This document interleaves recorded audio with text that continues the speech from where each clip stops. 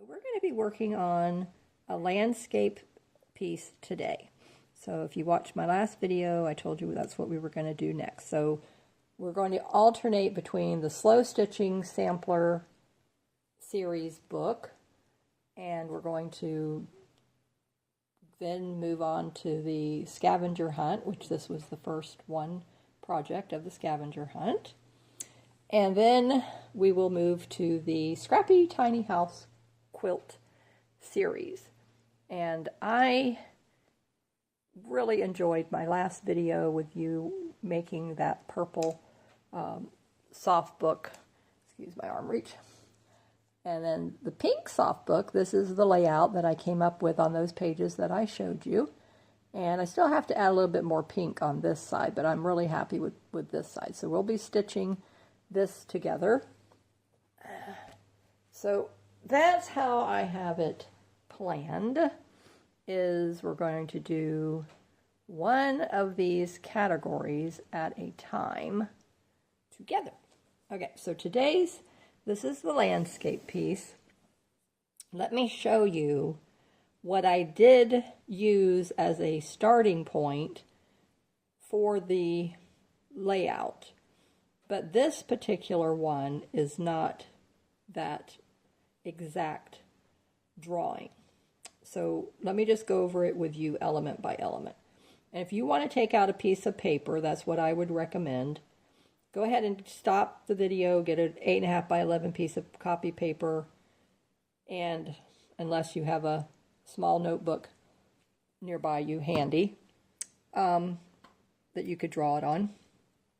This is not an exact science. This is just a starting point. You can change yours and just any way you want, but I just want to give you a starting point and inspiration. Okay, so down here what I did is first I started with a piece of batting.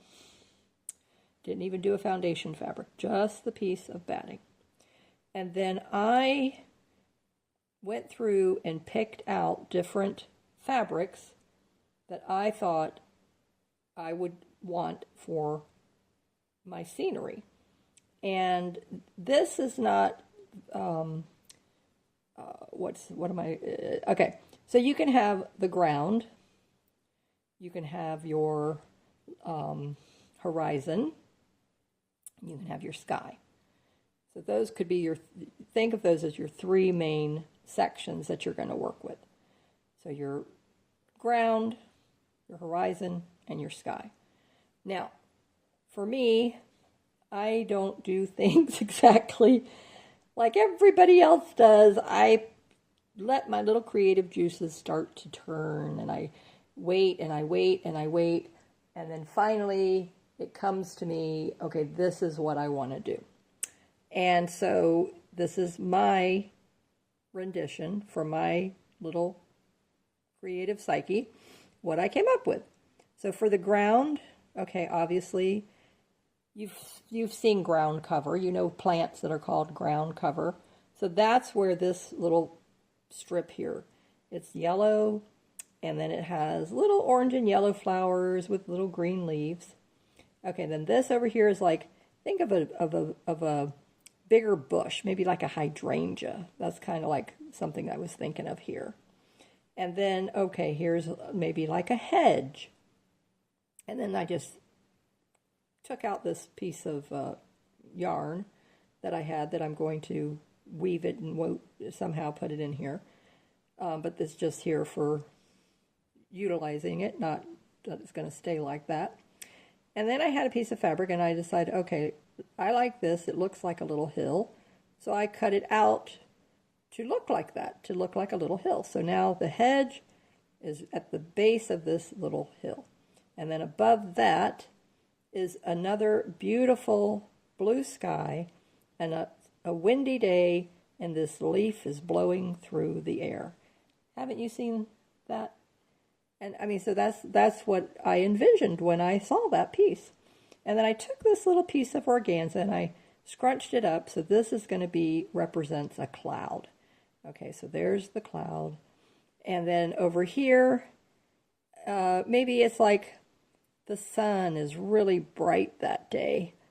and there's clouds in front of that sunshine. So that's what this represents, is the sun peeking out from the sky, and then a little bit of cloud cover. And then over here, so it's kind of like this whole skyline is so different. But that's how skies are. You don't just see, yes, maybe there's a day that it's just a beautiful, clear blue sky. Oh, it's just gorgeous, not a cloud in the sky. But then there's other days that you can have a little patch of blue here and a little cloudy patch over there. So that's what this was representing. So this is like the cloudy patch. So this is like a darker cloud, and then I just used this piece of white for streams of clouds, so different colors with the clouds. And then that background is that the sun is very muted over here. So this is where my little imagination took me. And then in this piece of linen, there was a house scenery on it. So I said, okay, that's perfect. So here's my house and a little fence in there. But then I decided I wanted to have a kitty cat. I wanted an animal. Didn't really know what animal. And I am not a dyed-in-the-wool cat lover. I do love animals of all sorts. I'm definitely more of a dog lover, but I like cats. I don't have anything against them. But I'm allergic, so for the most part, I like to enjoy them from afar. So this kitty, I had another felt kitty just like this, and I used it and made my own little template and came up with this shape. It was perfect. Ideally what I like, because I like folk art stuff. You don't see eyes and noses and all that kind of thing. So that's how I got a little animal, a kitty on the farm. And so that's what I wanted. I wanted just to have something that represented what my imagination, where it took me, and then the going through your stash, just go through your fabrics, go through your stash, separate them out by colors. What would be the sky? What would be the horizon? What would be the ground? What do you want in the horizon, your home? Maybe you just want hills. Maybe you don't even need it. You don't even want a home. It could just be an open field or mountains, the beach, the ocean, a park. So just use your imagination. So now what I'm going to do is come in here and I'm going to pin these sections into place so that when I start to stitch, they're not going to start falling all over the place. Now I wanted to come up with a little container for my strings. Well, the first thing when I looked through my china cabinet was this. I really think this is going to be too big. And plus, it's like, it's so big that, but isn't this adorable? It was, I got this at a thrift store. I don't remember now where, when, how that I got it, but it's a gravy separator. There's a little spout here, and it was made in Japan. It has the stamp of Japan on the bottom. And isn't that cute? Look at that. It's so cute. I love it. But I did see a bowl that I wanted to, in my china cabinet, because I did want something small. I got a lot of teacups, creamers, sugar bowls. But I said, no. And I had these other little containers with lids. But then I said, no, I don't want it to have a lid. So let me show you what I saw that is going to be, I think, the ideal size for right now. So this. Look at how cute this is. This is, let's see, I can't even, okay, hand. Right, yep. Don't ask me where this is from because I can't make it. Oh, Portugal. There we go. Okay, so there's Portugal right there. And then it looks like hand. I don't know what this is because it's blurred. Isn't that pretty? For real? Okay, so this is what I decided. So I have a little bit of strings. So this is going to be my string bowl. I'm going to put the gravy bowl back. Now this was my original drawing. So as you see, here's the ground here. Here's the horizon with the house and the palm tree because I live in Florida. and here's the skyline. So I had 1, 2, 3, 4, 5 different levels, so you can have as many as you want. So, but with this beginning format is just the 3. And then you use different fabrics and different elements for that, like I said.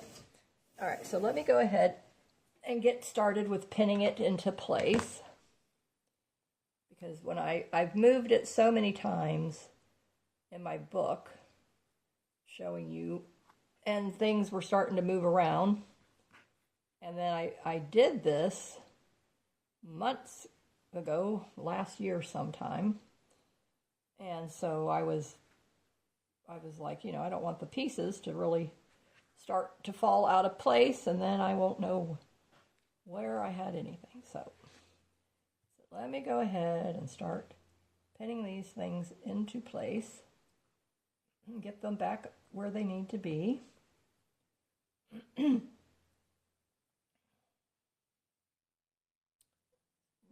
things around where I want it.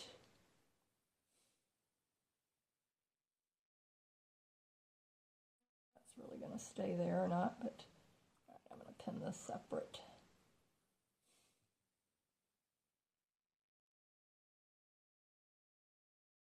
So I don't know if any of you are in Florida, and I don't know with these PBS stations, do you get to watch PBS whatever state you live in?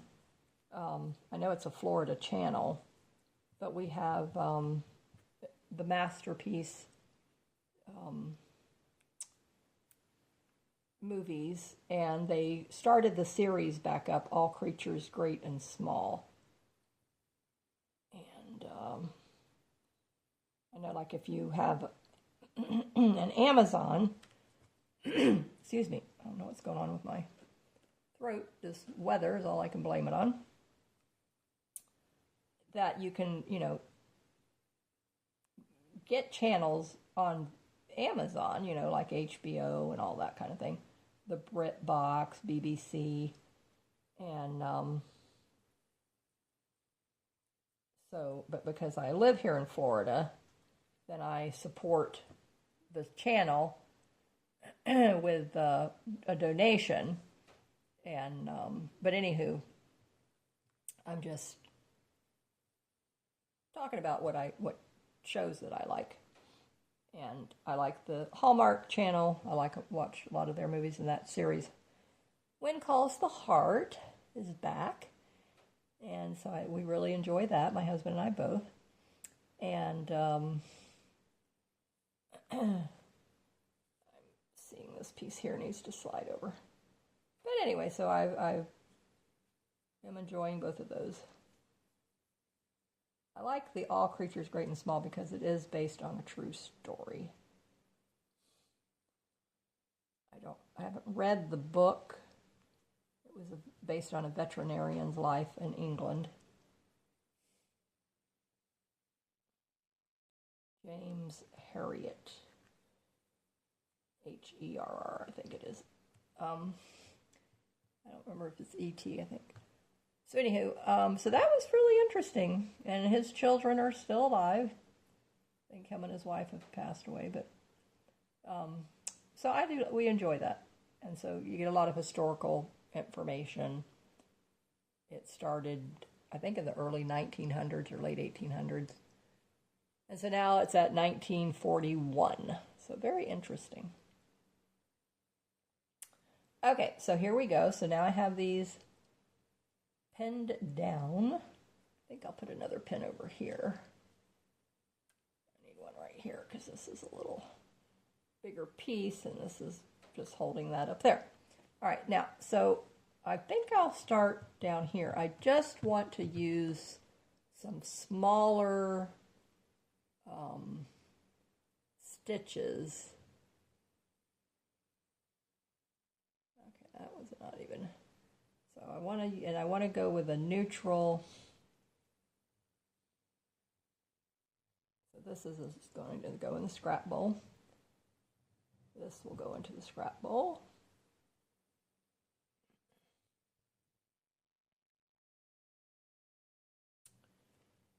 have strings all over the place, so I'm gonna have to go around where I sit and sew and collect them and put them in the bowl, and then come up with a project to use them.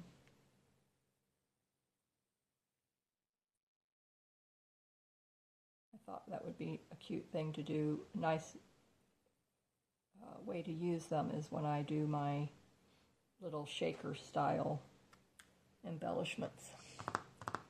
Okay, so I think I will move this for now. Let me see if I can wrap it around here. I just don't want it falling and getting in my way. I'll wrap it around that for right now. See if that will stay. Okay, so I'm going to come through the back. Like I said, I just have the batting right now.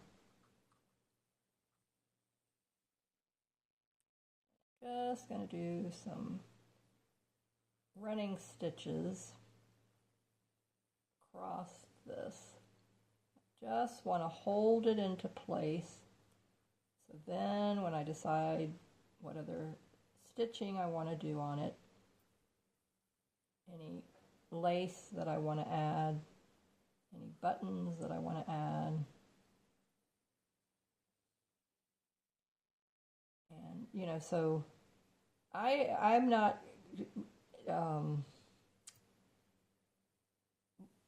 really learning to do like intricate embroidery stitches. I like simple embroidery stitches. I like my work I like things to get done in a usually in a relatively short period of time. Now, when I worked on the quilt,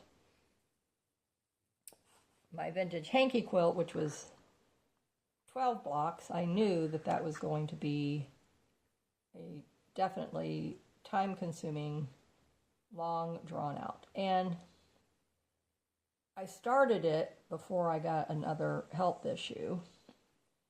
And so it kind of,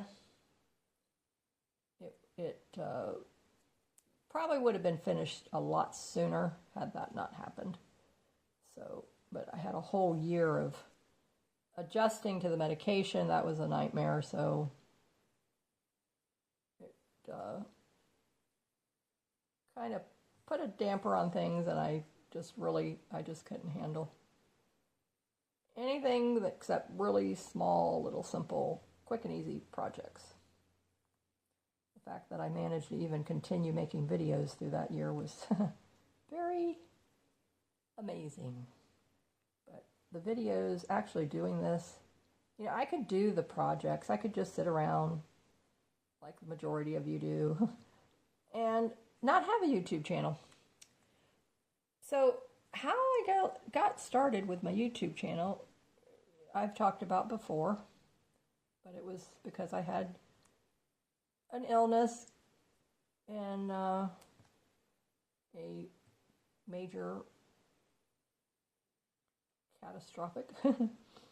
And so that is what led me to eventually start a business and have a YouTube channel, because I'm home alone. We only have one child, and once she started working, my husband worked. And just to keep my sanity and not to, I had depression because of the illness, and I had Lyme disease. So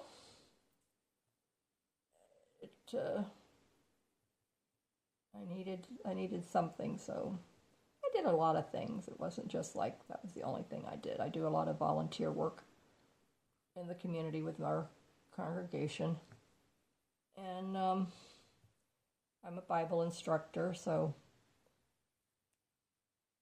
I study with people over the phone or on Zoom. So I had that as well. So my life is really very fulfilling. I have a higher purpose. I'm loved, I'm cared for, I feel safe and protected. And that's something that is a beautiful gift and a blessing. So I've always looked to that to help me keep going, so to speak. To not give up. So even though when the going gets rough, okay, so I just enjoy doing the videos, and I just greatly appreciate you watching my videos and supporting my channel. So thank you so much for that.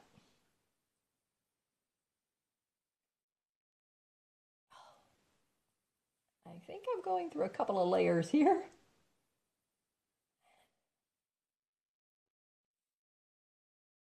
Yes, I got this, and this is a thicker material.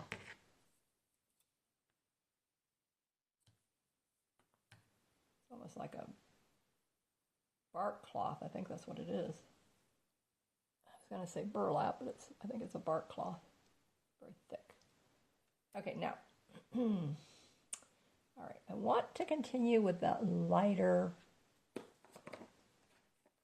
thread. I don't want to go with the darker thread.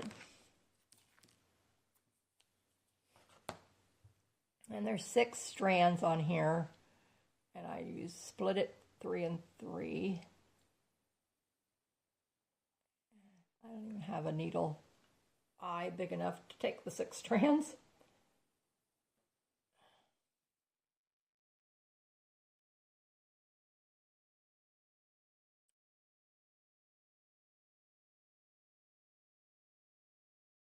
Okay.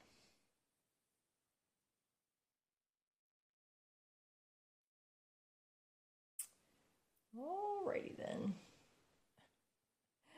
You know, there's certain sayings that we have, and we don't even realize that we say them. And then when you find out that somebody else says it, and especially if there's somebody who's in the limelight, and then I'm like, I found out there's an actor who said that in one of his movies, and I don't know if ever since I've read that it just seems like I say it more often, and I'm like, man, I don't ever remember that I used to say that a lot. I don't know. If I did, I really don't know. I can't remember. But I find myself now saying it.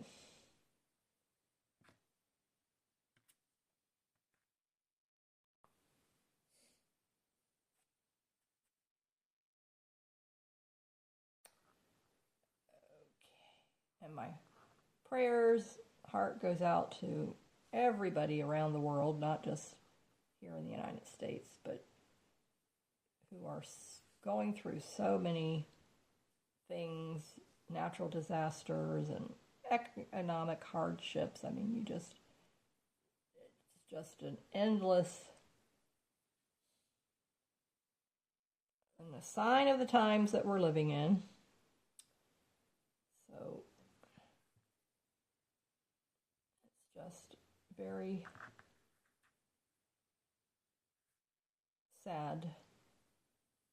Here in Florida, we have hurricanes, and then, other parts of the world here in the United States have tornadoes, and then some had earthquakes.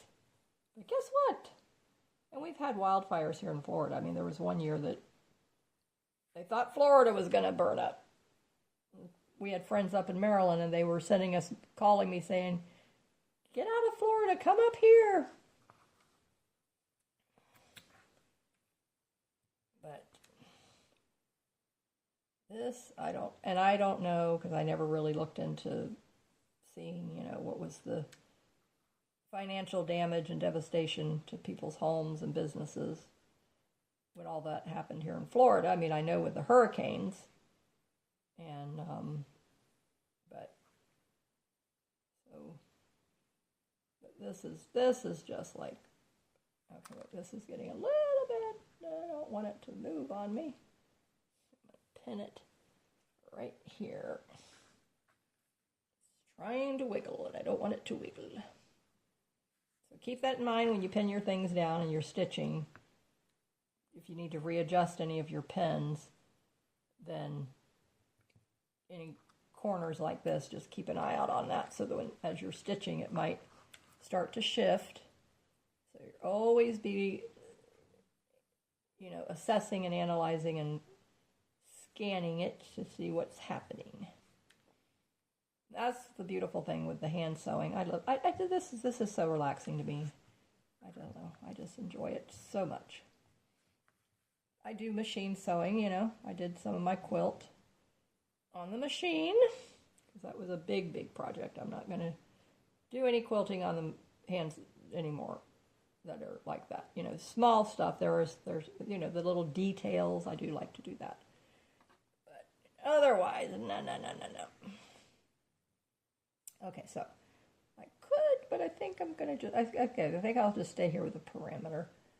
Go all the way around the edges, and then I'll come back and work down the center. So this is doing good. Okay, so I'm going to this is a stretchy polyester kind of a fabric. So I'm going to tack this corner really good. As I'm adding stitches, it's wanting to pull. There we go. And it won't be able to do that. I don't want it to stretch out of shape.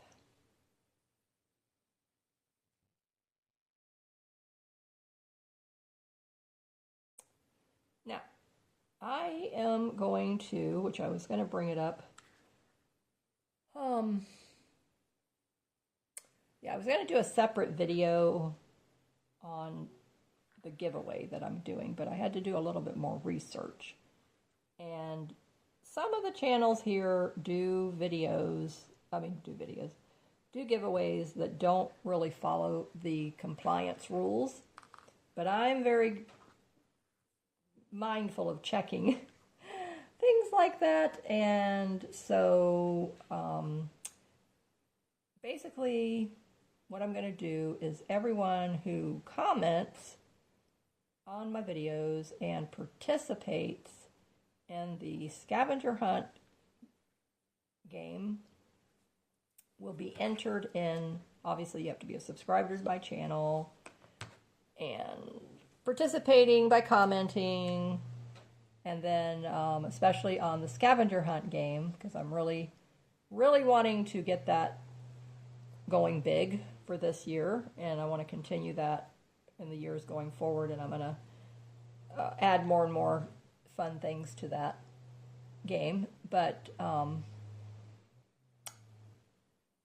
so that's where I want to focus the giveaway attention. So any of the videos, but obviously the scavenger hunt videos. Commenting on those, watching those, and the watch time is very important to me. So if you can watch my videos all the way through, I really appreciate it. And so then what I will do is at the end of every month, then whatever project that I make is what I'm going to use in the drawing. So this is the January scavenger hunt game project that we did. Go and watch the video, make the project, and if you post your project in the Facebook group, then I'm going to give you 3 extra entries. And if you're on Instagram and you tag me, you make a project, then you get 3 extra entries. So everyone who goes above and beyond, or if you, now I know a lot of you are on Facebook and Instagram, so I'm going to just keep that stipulation out there. And that would really encourage everybody in the group to join and participate. So I really appreciate that. Now, the scavenger hunt, what is good about the scavenger hunt game is, as you notice, this is paper, okay? And this is the fabric. So I'm incorporating paper crafts and fabric crafts with the scavenger hunt game so that everyone, whether you're a junk journaler, card maker, scrapbooker, mixed media, fabric artist, whatever, quilter, slow stitcher, There's no excuse for not being able to participate. Okay, so you don't have to make the exact thing that I make. Okay, this, whatever was the clues, that's what I want you to make. Your project has to have whatever was the item, the clues matched in your project for that month to count. And so then you will be entered in the drawing, and one person will win that month's project. But you have to be posting, commenting, and letting me know that you did the project. And what did you make? And that would just really be an encouragement to me and to the community. Because other people like to see what other people do. So, and don't be shy, you know. There's no crafting police. And whatever you make, we will love.